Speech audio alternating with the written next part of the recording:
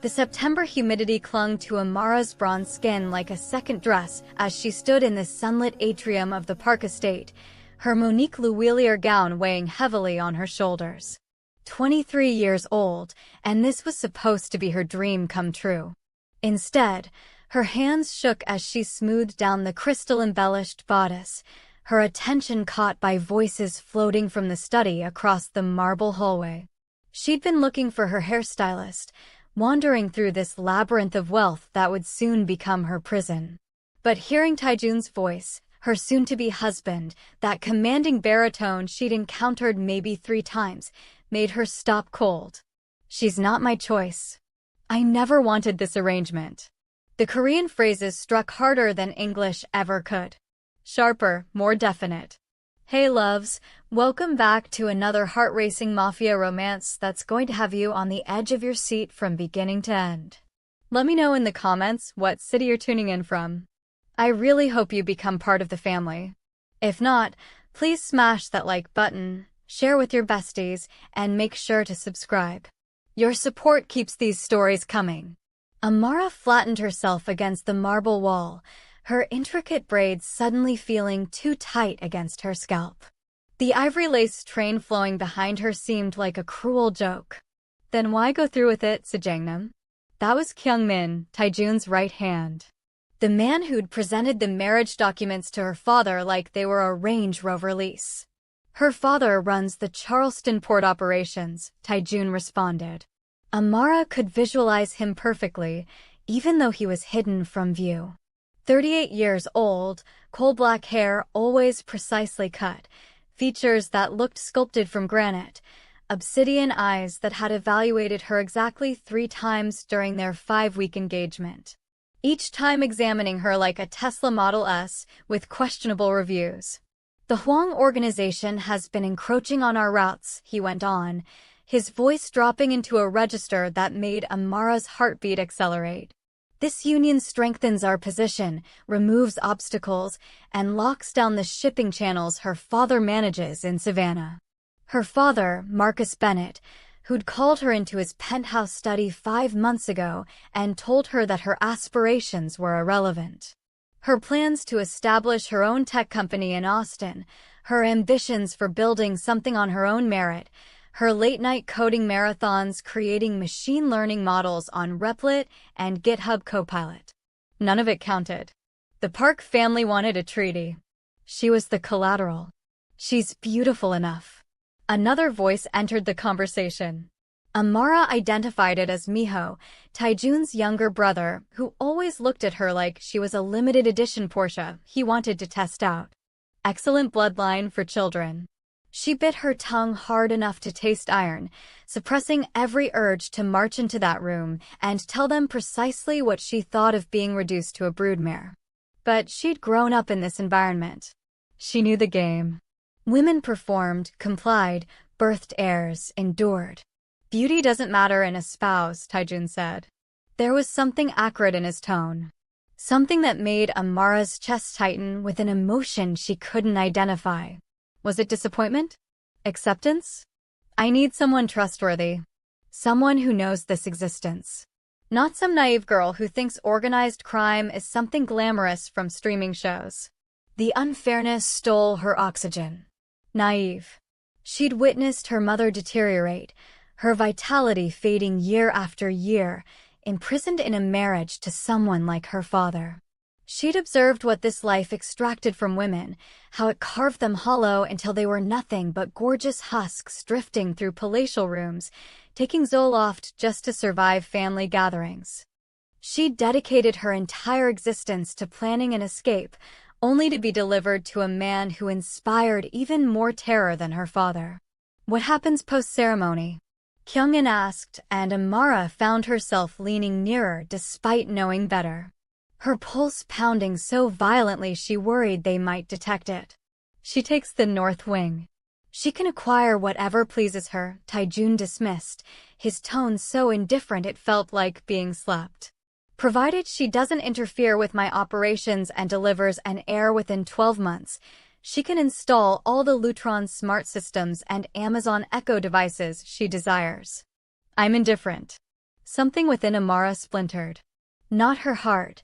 She'd never been foolish enough to anticipate love from an arranged marriage in their world.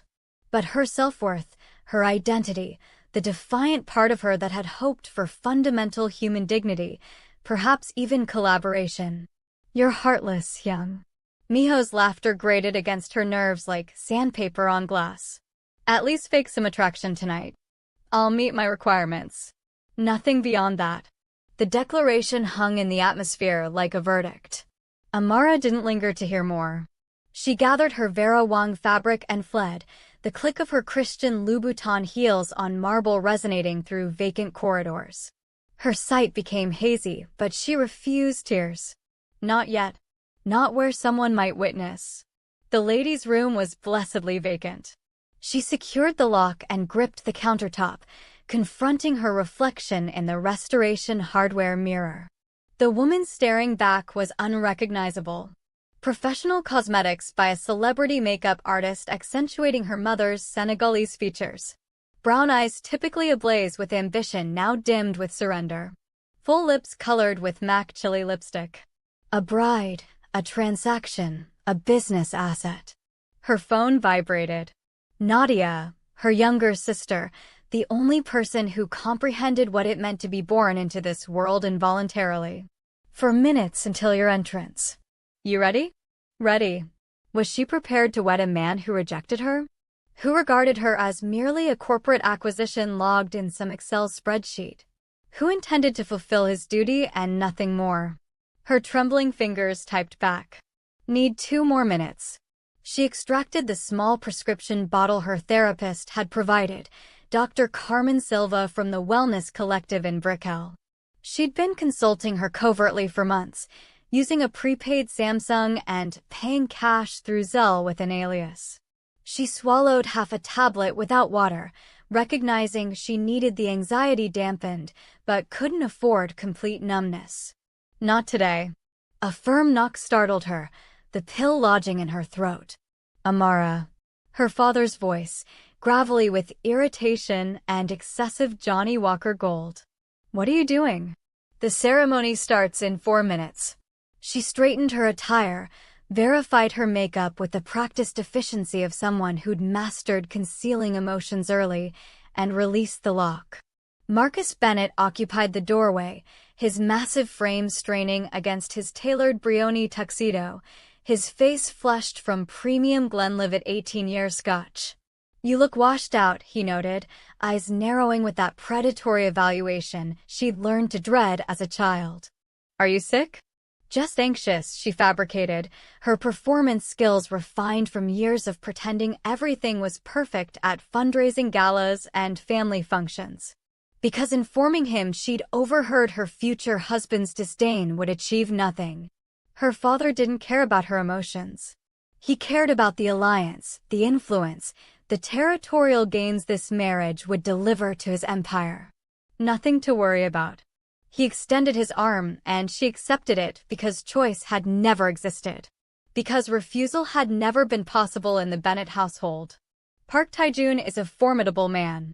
You're privileged to marry him." Privileged. The word tasted like ashes mixed with the Xanax dissolving in her bloodstream. As they proceeded toward the private gardens where 300 guests awaited, Amara glimpsed her future. Armed security at every corner, their gazes perpetually vigilant, hands positioned on concealed SG sours. Servers circulating with Dom Perignon worth more than most people's monthly salaries. Women adorned in Cartier love bracelets and Van Cleef necklaces, their smiles as counterfeit as their compliments. Men negotiating transactions between toasts, their hands stained with blood no amount of Aesop handwash could cleanse. This was her destiny. This was her existence. The garden entrance opened and the chamber orchestra began Pachelbel's canon in D. Every head rotated to observe her process down the aisle on her father's arm. She maintained her posture rigid, her chin elevated, her expression tranquil. Everything she'd absorbed from those TikTok videos on deportment and confidence she'd consumed late nights when insomnia plagued her. Years of conditioning on becoming the ideal Mafia wife were proving valuable, even if everything inside her screamed to escape. And there at the altar stood Park Tae-joon, 6'3" of restrained dominance. His midnight Armani suit tailored flawlessly to his broad shoulders and lean physique. His raven hair immaculate, styled with what she recognized as Layrite original pomade. She'd noticed it in photographs online when she frantically researched everything about him after the engagement declaration, spiraling down internet rabbit holes at 2 in the morning. His expression was unreadable as he observed her approach. But something flickered in his gaze. Was it regret, yearning, or just her desperate imagination playing tricks?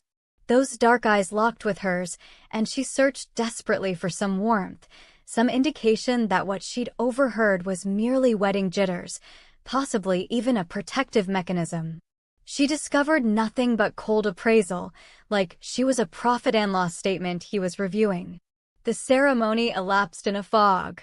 She heard herself reciting vows she didn't believe, each word feeling like a betrayal of the girl she once was. Felt Tae-joon's fingers cool against hers as he positioned the wedding band, a Tiffany platinum band with embedded diamonds that probably cost more than a Bentley Continental.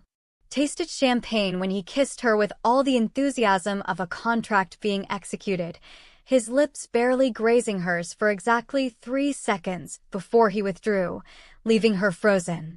The guests applauded. Someone delivered a toast about fresh starts and strategic partnerships. The orchestra performed something cheerful and celebratory, and throughout it all, she felt nothing but expanding numbness spreading through her chest, even as the Xanax attempted to soften the edges of her anxiety. Even as she wondered how she'd survive this union. The reception occupied the estate's grand ballroom, all baccarat crystal chandeliers and imported Carrara marble. Amara smiled until her jaw ached, employing techniques she'd learned from a Skillshare course on nonverbal communication. She danced with men whose identities she instantly forgot, their expensive fragrances, Tom Ford Oud Wood, Creed Aventus, Dior Sauvage, all merging together. She accepted congratulations from women who regarded her with sympathy and jealousy. Sympathy because they understood what being married to someone like Tae-joon entailed. Jealousy because of the authority that accompanied the Park surname. Tae-joon barely acknowledged her. He was perpetually across the room, immersed in discussions with other men, conducting business at their wedding reception like she was just another detail that had been managed, another task completed in his Asana project board. When he did approach, it was to introduce her to someone significant, his hand proprietarily at her waist, but cold and impersonal. "My wife," he would announce in English, and the words sounded strange in his mouth, like he was practicing a new phrase on Rosetta Stone. "Not my beautiful wife, not the woman I selected, just my wife," declared as fact, empty of feeling. As midnight neared, Nadia discovered Amara on the terrace, gazing out at the Miami skyline that extended to the horizon like scattered jewels. "You look devastated," Nadia said frankly, pressing a glass of genuine Moët and Chandon into her sister's hand, not the André they'd been serving the peripheral guests, but the authentic vintage, the bottles Tae-joon reserved for family and inner circle. "I am devastated," Amara confessed, because deceiving Nadia was futile. She'd known her too long, witnessed too much. Her sister was the only person she could be genuine with. "Did something occur?" Nadia's dark eyes examined her face with concern that made Amara's throat constrict. "Beyond the obvious nightmare of marrying someone you barely know?" Amara revealed everything she'd overheard, every cold declaration, every dismissive remark. By the time she concluded, Nadia's expression had transformed from concern to rage, her jaw clenched tight. "That bastard," Nadia hissed, her perfectly manicured nails, OPI Lincoln Park after dark, digging into her champagne flute. "I should convince Dad to withdraw from the Savannah arrangement. See how Tae-joon appreciates losing the East Coast shipping." "Don't." Amara gripped her arm, panic igniting. "It'll only worsen things for me." He'll blame me for losing business, and I'll suffer the consequences. So what's your plan? Spend your entire life being treated like a vessel? The question lingered between them, heavy with implications. What could she do? Divorce wasn't viable in their world. It would be perceived as weakness, as failure. Fleeing would result in her death, probably her family's death too. This was her life now, for better or worse. Primarily worse.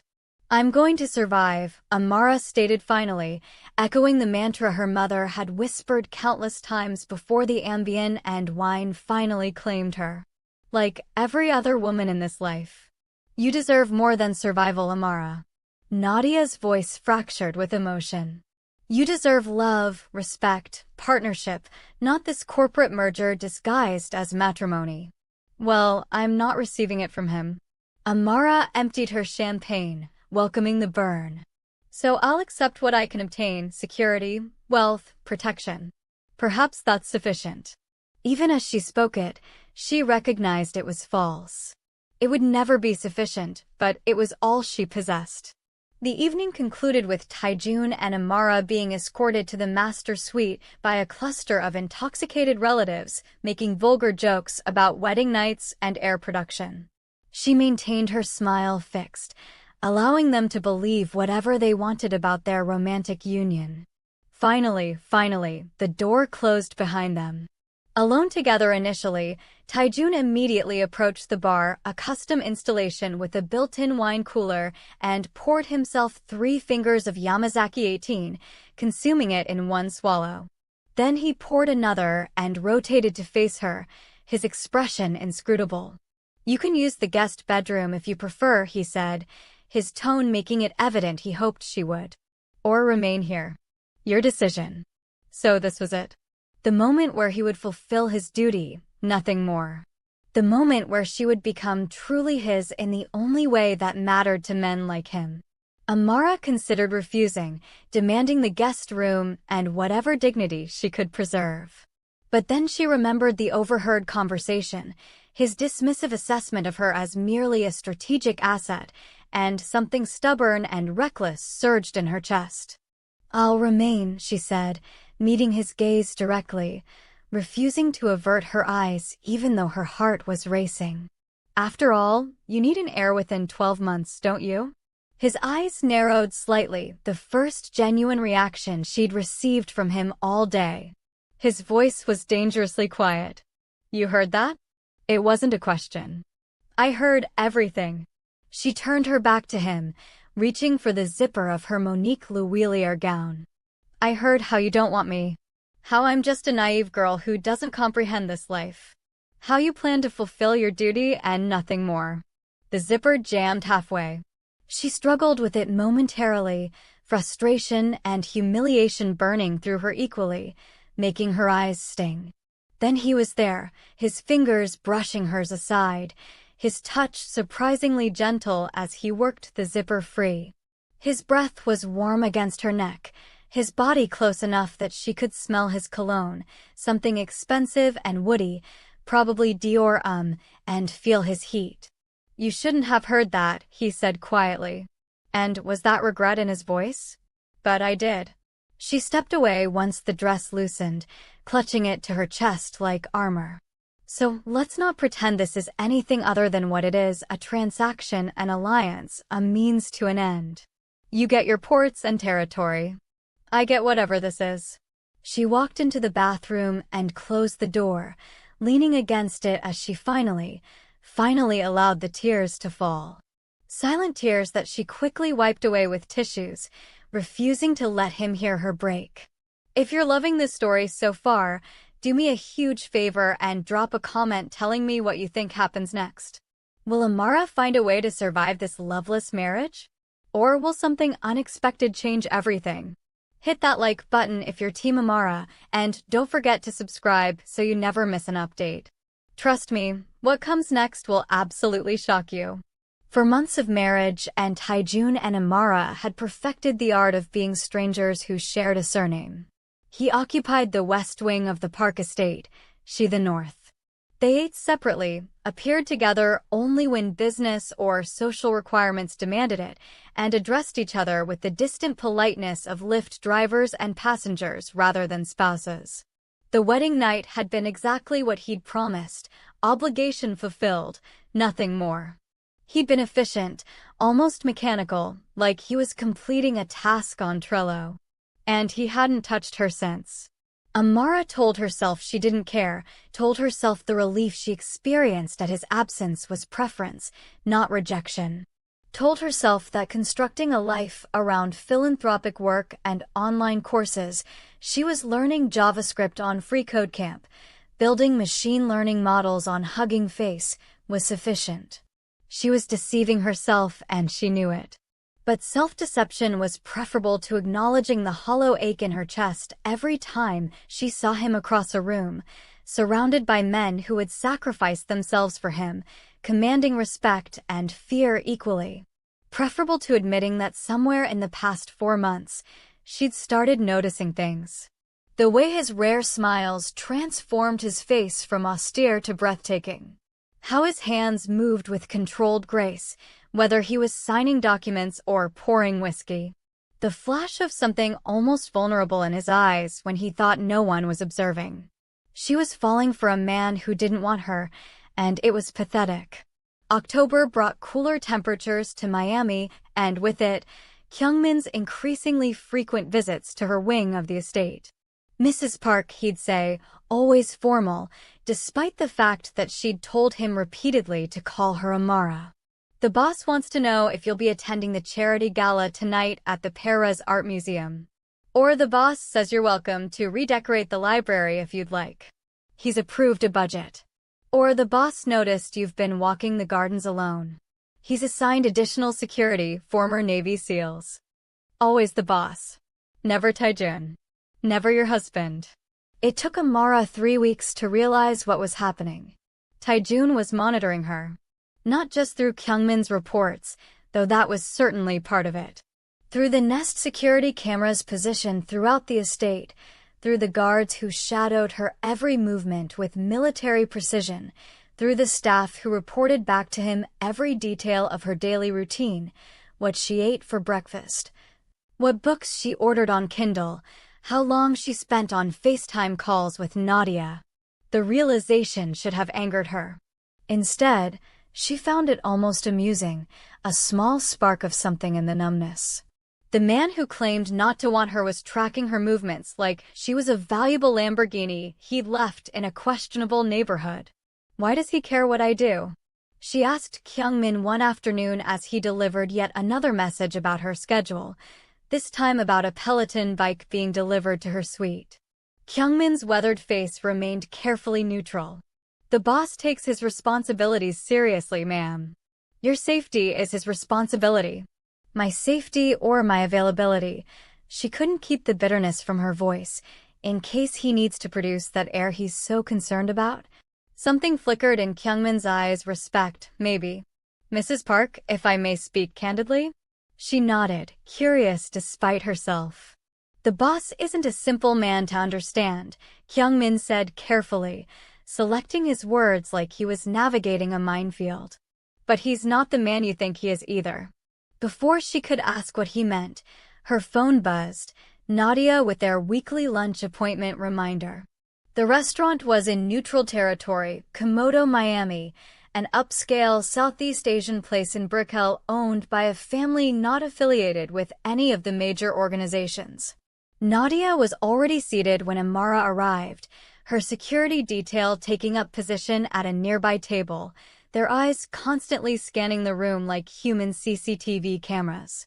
You look exhausted, Nadia announced as Amara sat down, her directness one of the things Amara loved most about her. Not sleeping. Not really. She hadn't slept well since the wedding. Her California king bed felt too expansive and too empty despite her relief at Taejun's absence. He's still maintaining his distance? Nadia didn't need to specify who. Amara nodded, focusing on the menu though she already knew what she wanted, the miso-glazed black cod she always ordered. Complete radio silence unless he needs his beautiful wife to appear at some function. She said the words, tasting bitter. Men are idiots, Nadia declared, signaling the server. Especially men in our world. They think showing emotion is weakness, like they're trapped in some toxic masculinity podcast. It's not about emotion, Amara said quietly, her fingers tracing the condensation on her water glass. He just doesn't want me.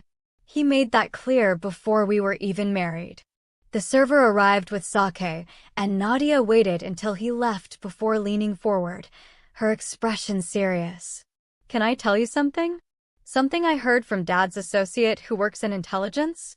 Amara nodded, though she wasn't sure she wanted to know. The Huang family is making moves, Nadia said, her voice low. They've been buying politicians in Atlanta, bribing officials in Savannah, consolidating power along the East Coast. Dad thinks they're planning something significant, maybe even a full territorial takeover. The Huang family, their rivals, the ones Taijun had mentioned when explaining why he was marrying her. Their territory bordered the parks, and there had been tensions for years, small skirmishes and proxy conflicts that never quite erupted into full-scale warfare. What does that have to do with me? Amara asked, though a sick feeling was already forming in her stomach. They know you're Taijun's weak spot, Nadia said bluntly, her eyes holding Amara's. The only thing he actually cares about beyond power and territory. Targeting you would be a direct attack on him, a way to destabilize the entire park organization. That's ridiculous. Amara set down her sake glass harder than intended. He doesn't care about me at all. I'm just a strategic asset logged in some database. Are you certain about that? Nadia raised an eyebrow, that knowing look she got when she saw something Amara was refusing to see. Because from what Dad says, Taijun's been obsessed with your security since the wedding, tripled the guards, installed a new Simply Safe system with AI monitoring, personally vets anyone who gets within 50 feet of you using facial recognition software. The conversation with Kyungmin suddenly made more sense. Your safety is his responsibility. That's just protecting his investment, Amara argued, but her voice lacked conviction. I'm his wife. It would be a sign of weakness if something happened to me. Keep telling yourself that, Nadia said, but her expression was knowing, like she could see right through Amara's defenses. But maybe pay attention to what he does, not what he says. They finished lunch discussing safer topics, upcoming charity events, Nadia's latest battle with their father over her refusing yet another arranged marriage, her plans to maybe relocate to Seattle and start fresh. By the time they parted ways, the afternoon sun was slanting through Miami's glass towers, painting everything in shades of amber and gold. Amara's driver, Hassan, was waiting at the curb next to the black Mercedes G-Wagon. But as they pulled away from Komodo, she noticed a black Escalade behind them that hadn't been there before, following at a consistent distance. Hassan, she said quietly, her heart beginning to race, her Apple Watch registering her elevated pulse. Are we being followed? His eyes flicked to the rearview mirror, and she saw his jaw tighten. Yes, ma'am. Hold on. He accelerated smoothly, weaving through traffic with the skill of someone trained for exactly this situation by professionals. But the Escalade kept pace, matching their every move like it was locked onto them. Amara's phone was already in her hand when it rang, Taijun's name flashing on the screen, the first time he'd called her directly in 4 months. Where are you? His voice was clipped, urgent. And was that fear she heard? Leaving lunch with Nadia. Hassan says we're being followed. She tried to keep her voice steady, but it cracked on the last word. I know. We're tracking you on Life 360. Stay on the phone with me. There was something in his voice she'd never heard before, genuine fear, raw and unhidden. Taijun, just stay on the phone, Amara. The use of her name, not Mrs. Park or some formal title, made her breath catch. Kyungmin is 3 minutes behind you with backup. Hassan knows the protocol. The Escalade suddenly accelerated, pulling alongside them. She caught a glimpse of tinted windows, of something metallic being raised toward them. Hassan jerked the wheel hard right, and they careened down a side street as the sound of gunfire erupted behind them. Actual gunfire, the crack of bullets hitting metal. Amara screamed, dropping the phone, clutching the seat as Hassan drove like someone possessed, weaving through traffic. Mrs. Park, Taijun's voice, tiny and distant from where the phone had fallen. Amara. She grabbed for it with shaking hands, her whole body trembling. I'm here. I'm okay. Where's Hassan taking you? His voice was rough, barely controlled. I don't know. Where are we going? She looked out the window, trying to orient herself through the adrenaline flooding her system. Heading toward the warehouse district, Hassan said through gritted teeth, his knuckles white on the steering wheel. More gunfire, closer this time. The rear window exploded inward, safety glass showering over her like deadly rain. She ducked down, her heart hammering so hard she thought it might burst through her ribs, her Apple Watch now screaming warnings about her heart rate. Hold on, ma'am, Hassan said. Almost there.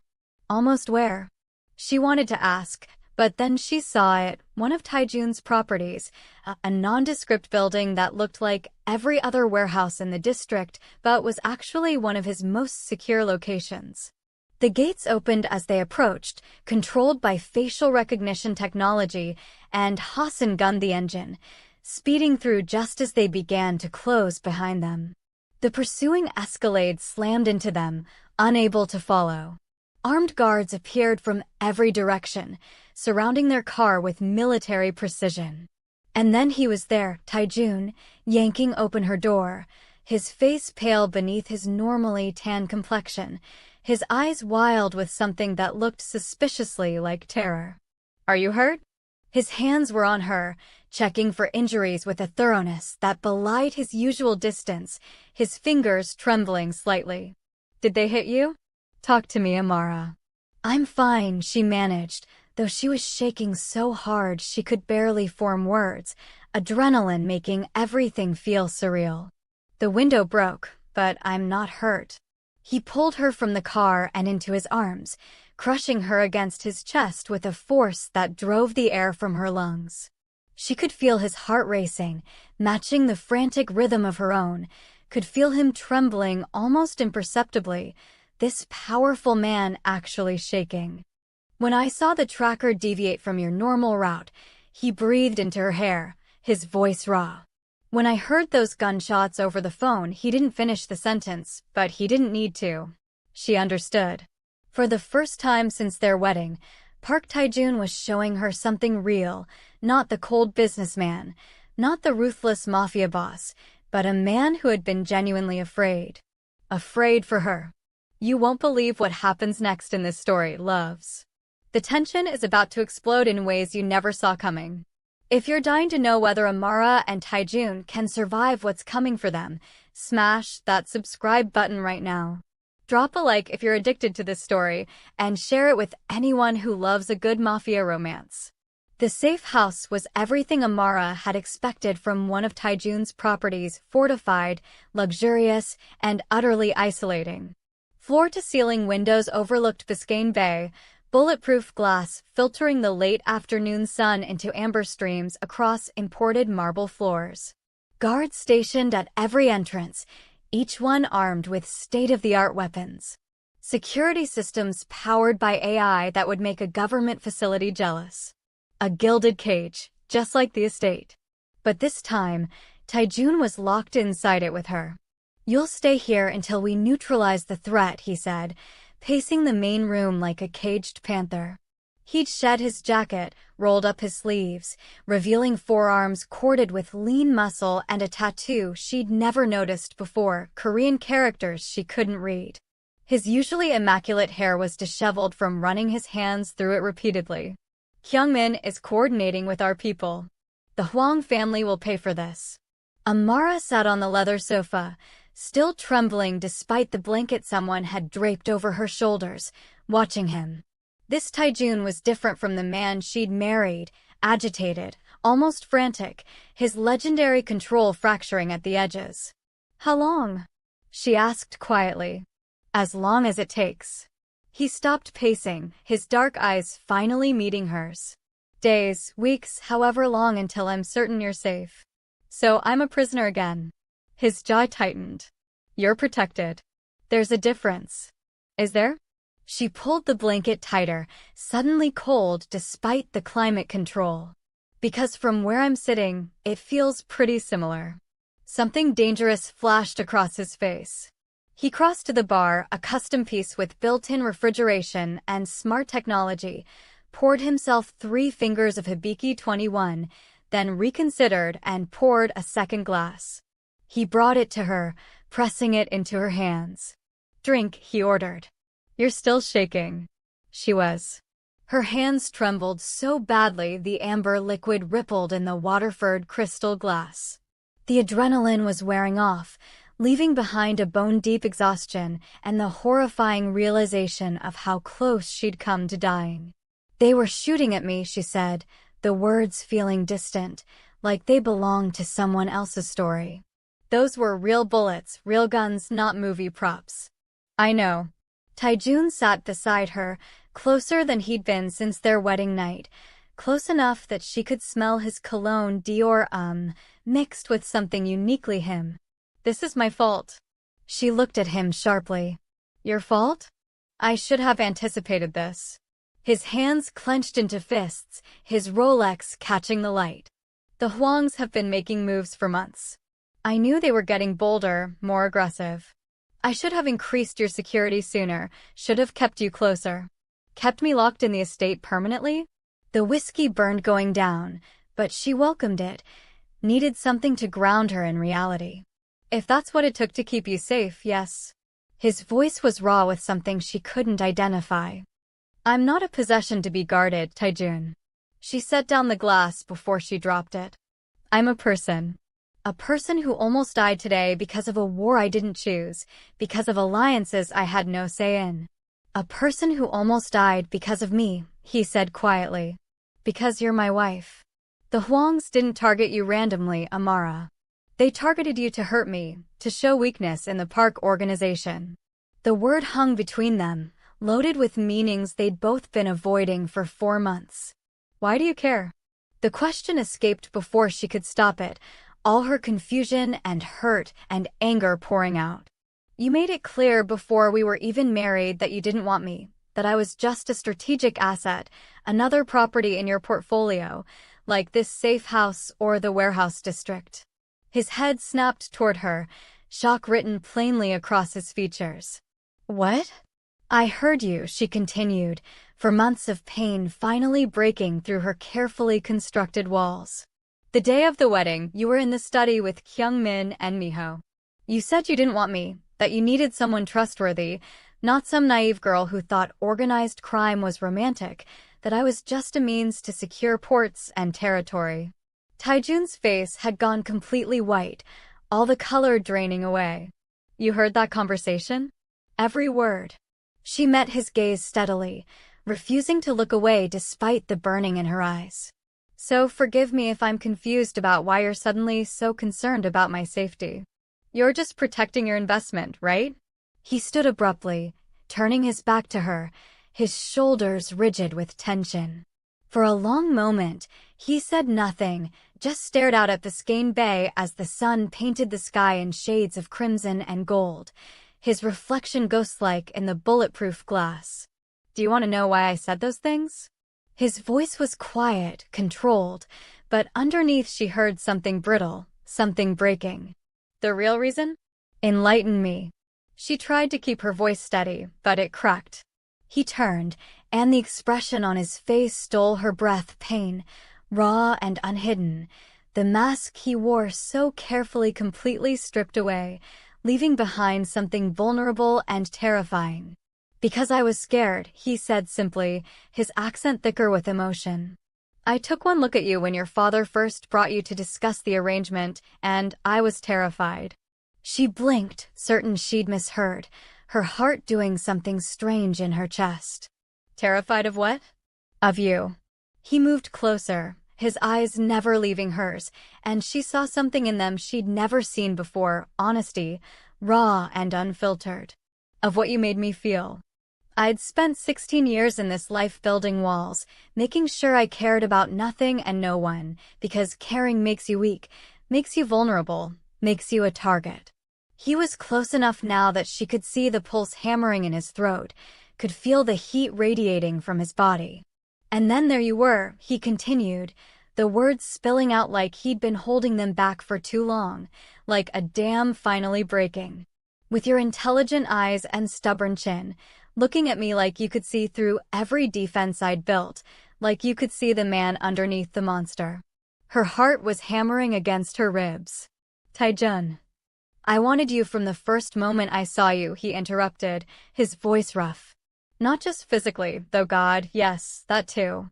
But I wanted to hear you laugh, wanted to know what made you angry, what made you happy, what you coded late at night on your laptop. Wanted things I had no business wanting from a marriage that was supposed to be purely strategic. So you decided to hurt me first, she said, the accusation coming out sharper than she'd intended, years of self-protection making her defensive. To make sure I knew my place before I could get any foolish ideas.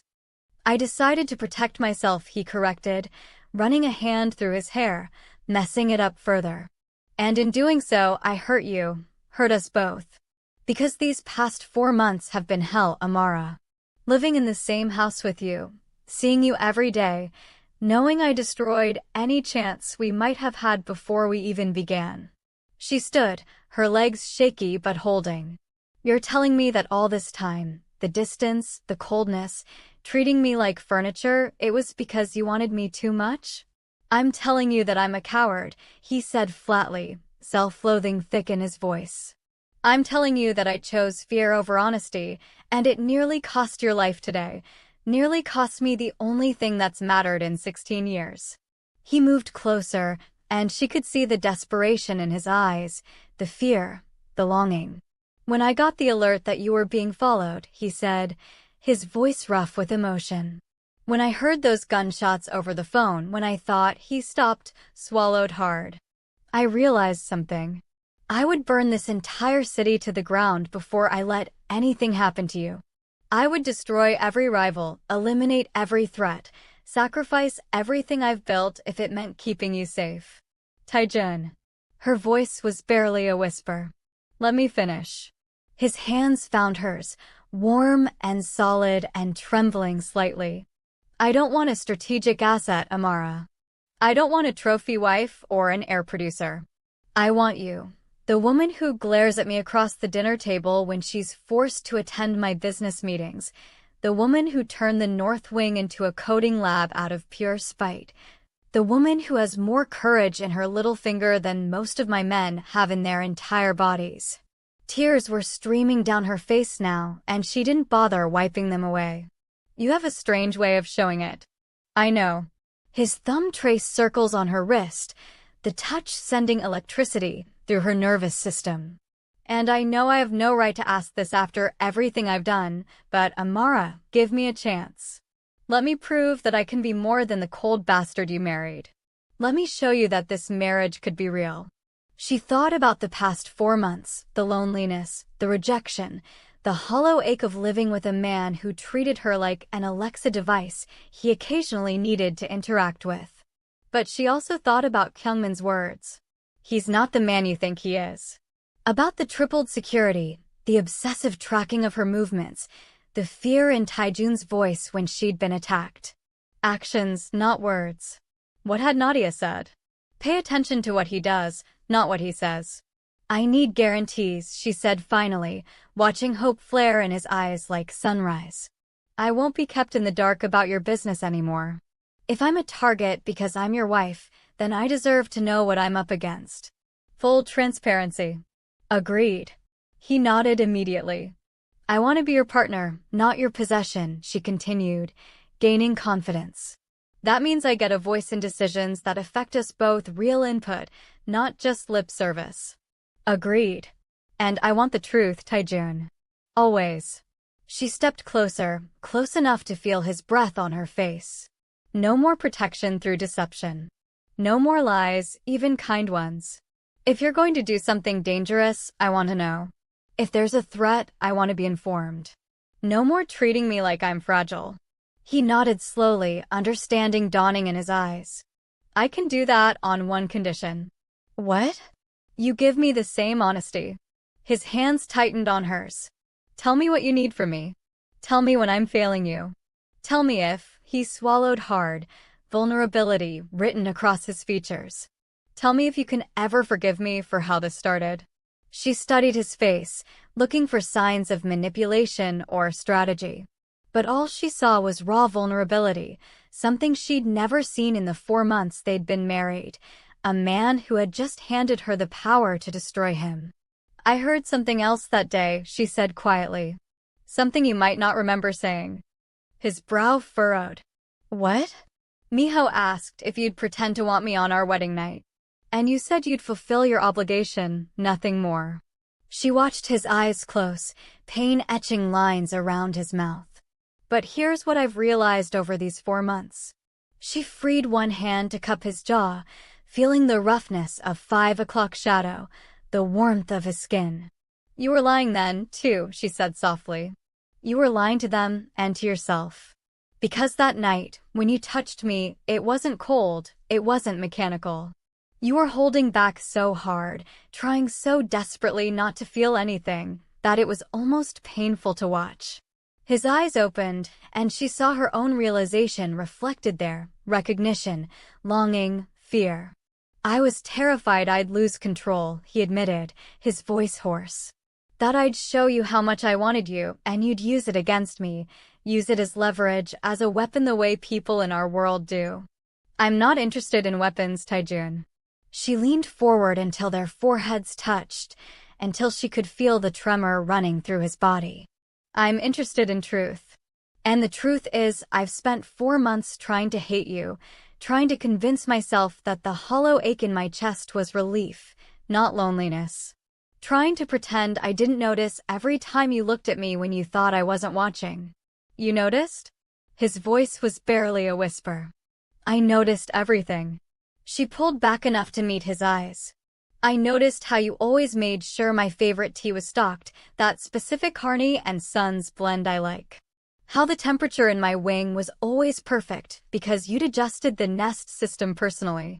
How you convinced the Perez Art Museum to give me that private access even though you claimed to hate contemporary art. A ghost of a smile touched his lips. I do hate contemporary art. And yet you arranged unlimited access because I mentioned once that I missed it. Her hand slid from his jaw to the back of his neck. Because seeing me happy made the suffering worthwhile. They were so close now she could feel his breath on her lips, could see the flecks of amber in his dark eyes, could feel the tremor running through his powerful frame.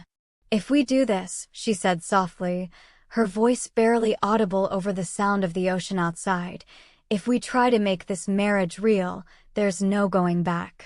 No more separate wings. No more distance. No more pretending we don't affect each other. No more distance, he agreed, his voice rough with emotion. Starting now. He kissed her then, and it was nothing like their wedding night. This kiss was desperate, hungry, 4 months of denied want pouring into it.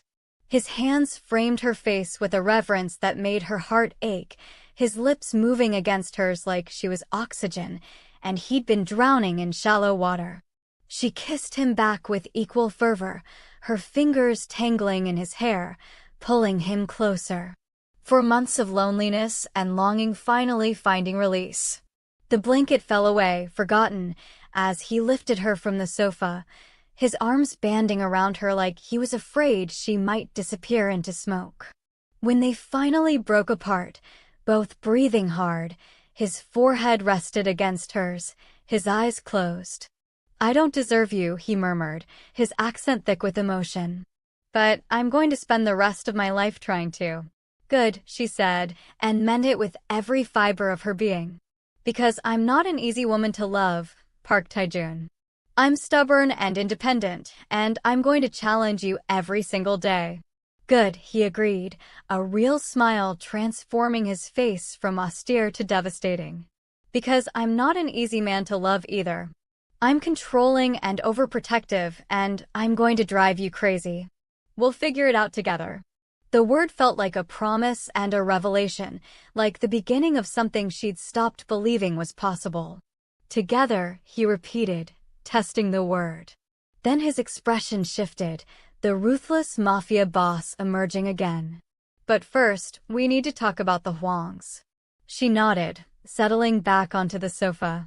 But this time, he sat beside her, his arm around her shoulders, holding her close. What's the plan? Kyungmin is tracking their movements.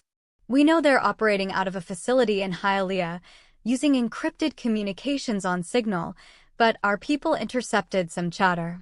His fingers traced absent patterns on her arm. They were testing our defenses, seeing how close they could get to you.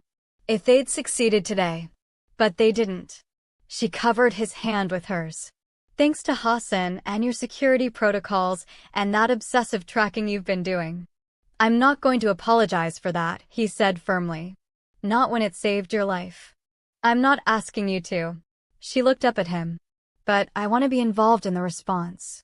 I want to know the plan, understand the strategy.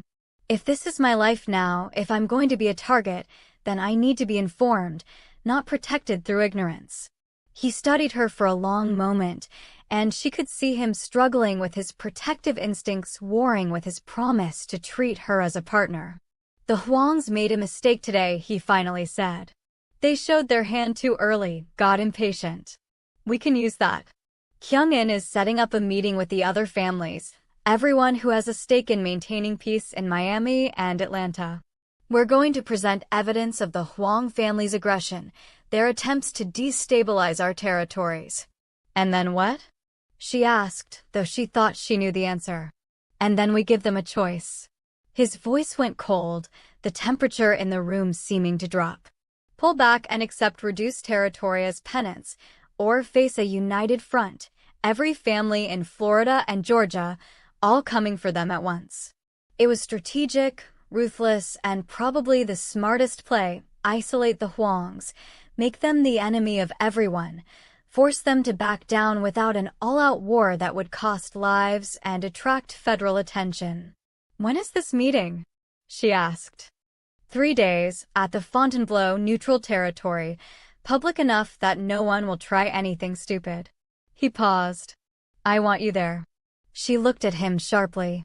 You want me at a meeting of crime families? I want them to see that you're not just my wife, he said. You're my partner, untouchable. And anyone who threatens you threatens all of us. His hand tightened on her shoulder. It sends a message, Amara, about us, about our alliance, about what happens to people who target the Park family. Before she could respond, his phone buzzed. He glanced at it, his expression darkening. What is it? She asked. Kyungmin found something. He stood, pulling up information on his phone, some kind of encrypted app she didn't recognize, maybe Telegram or Wick. One of the shooters from today. They got him on traffic camera footage near Komodo, tracked him back to a warehouse in Hialeah. Is he talking? She asked, and was surprised by how calm her voice sounded, how quickly she was adapting to this world of violence and strategy. He will be. Taijun's voice was cold, final. I need to handle this. Will you be okay here? The safe house is secure, and I'll leave 8 guards stationed outside. Part of her wanted to tell him not to go, to stay here in this bubble where they'd finally been honest with each other. But she'd asked to be his partner, which meant understanding that some things couldn't wait. Go, she said. Do what you need to do. She stood, moving to him. Come back to me in one piece. No unnecessary risks. He pulled her close, kissing her with a tenderness that contrasted sharply with the cold violence she knew he was about to commit. Always, he promised against her lips. I'll always come back to you.